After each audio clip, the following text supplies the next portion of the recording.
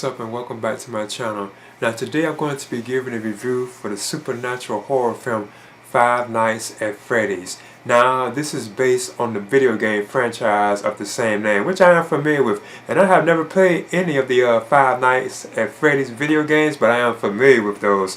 Now this is directed by Emma Tammy, and it stars Josh Hutcherson as a security guard who takes like a job at this abandoned entertainment center that was like for families, and it was like very popular in the 80s. And apparently while he's there, there's like these animatronic drones with mascots who are like a mixture of I think like a bear, like a rabbit, a fox, like a chicken and so on. Could even have like names who actually come to life and so on, like during the night hours and so on. Now these animatronic mascots have the tendency to commit murder.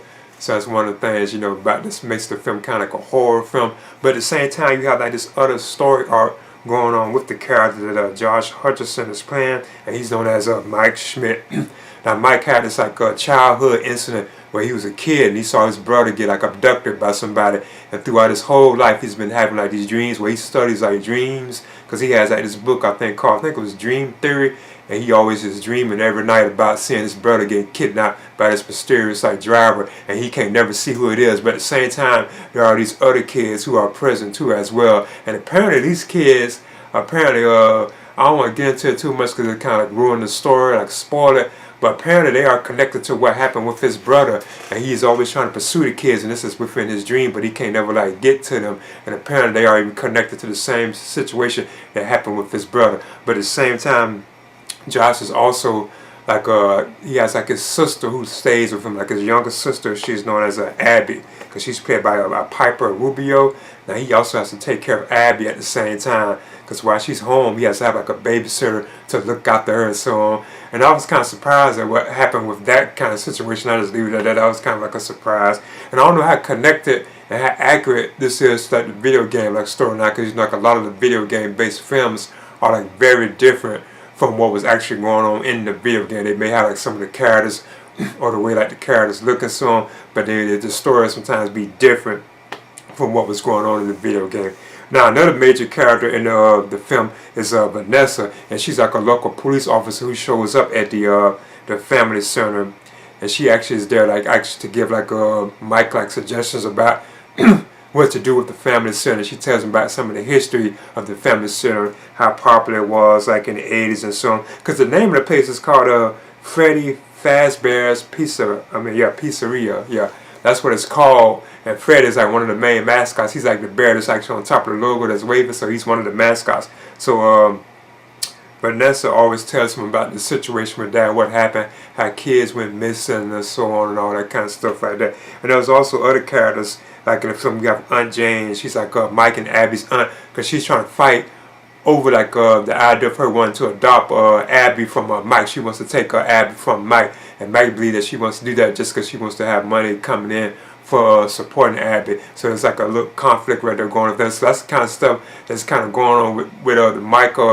with Mike Schmidt too, that I think kind of throws the film off. But I still thought it was a pretty solid film. Now you also have Matthew Litter in the film. He plays William Afton, and he's actually the career counselor. He's the one who gets Mike Schmidt the job at the Freddy Fazbear Pizzeria. He actually is the one who gets him the job there at that particular site, because at first Mike turns down because he didn't want to work the overnight hours and so on, the late hours, but then eventually he has to take it because he has to support his younger sister Abby, and so on. And at the same time, that's when he gets involved with these incident at the Freddy's place where the mascots are coming to life and moving around. Nobody knows what's doing it. And it's creepy stuff going on. Murders are being committed eventually and so on.